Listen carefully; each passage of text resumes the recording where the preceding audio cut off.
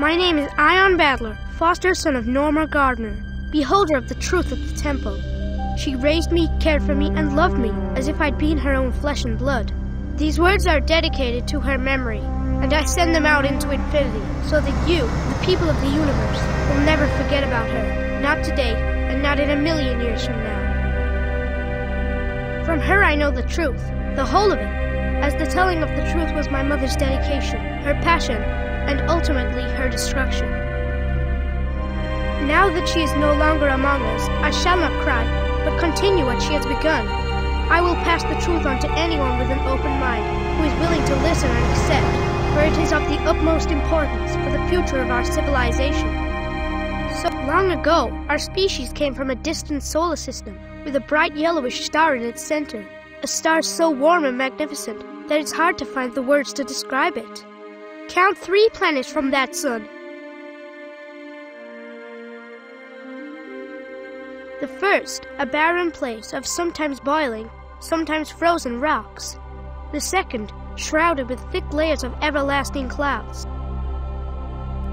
Then the third planet, a world of beautiful white and blue, covered by vast deep oceans, crawling with life, and with the sweetest air to breathe.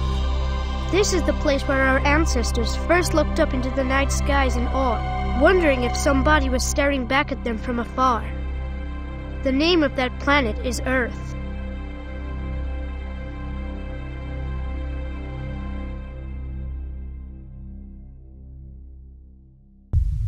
In time, a deadly war between the people of Earth and the machines that later came to be known as the Xenon separated the last handful of humans in this region of space from their brothers and sisters on Earth. Our ancestors would not live long enough to return to the arms of their loved ones left behind on Earth. This is the memory that we, the Goner, have held for so many centuries. If I ever had any doubts, they have been cast away by the recent events. Events of a magnitude so vast that my mind still fails to grasp all of the consequences.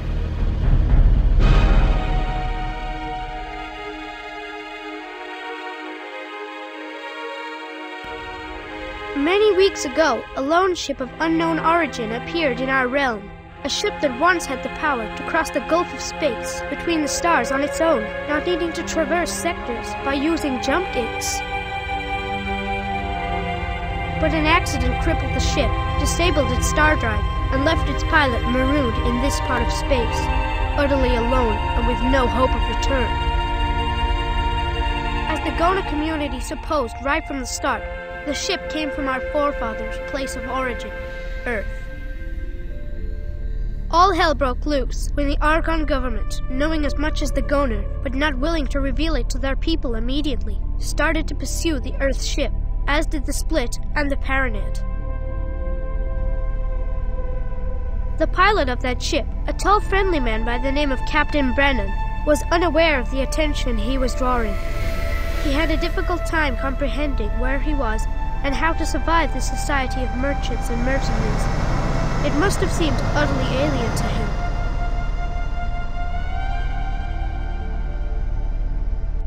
But he was good, and he was astute. Eventually he became known throughout our space, and even played an important role in the ultimate defeat of the Xenon threat. By then, the Argon government could no longer hide the truth, and we, the Goner, outcast for so long, were accepted at last.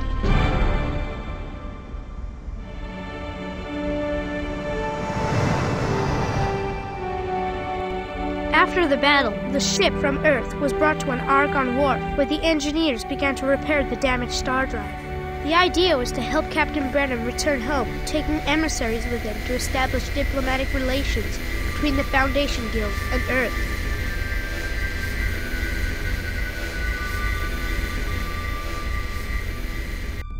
But when the star drive was started, the ship only blinked away for a split second, then reappeared in the same place, not going anywhere at all.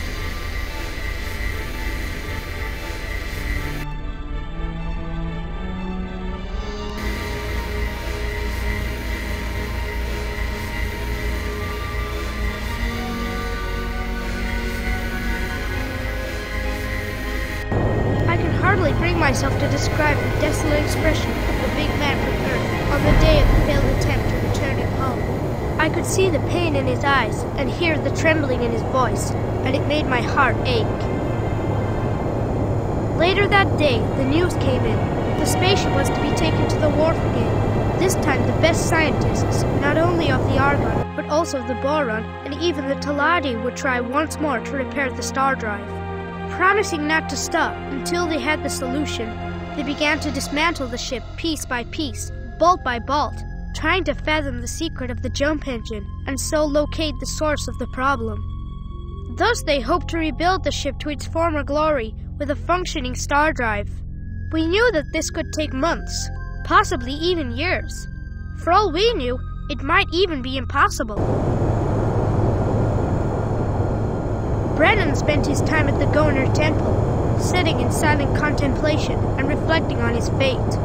He was inconsolable, brooding over his future, until he finally reached the decision that would change our lives forever.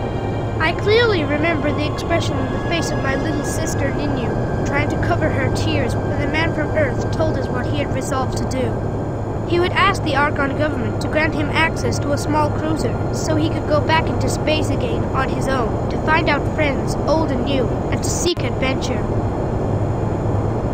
And so he went with a colorful burst from the thrusters of his new ship. This was the last we saw of him. It seems like an eternity ago to us now. To the present day, nobody knows where Brennan is now, our hero, our messiah, our bringer of light in the time of darkness.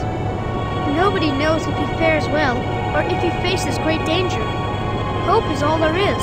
We can only pray for him and for his safe return to us someday.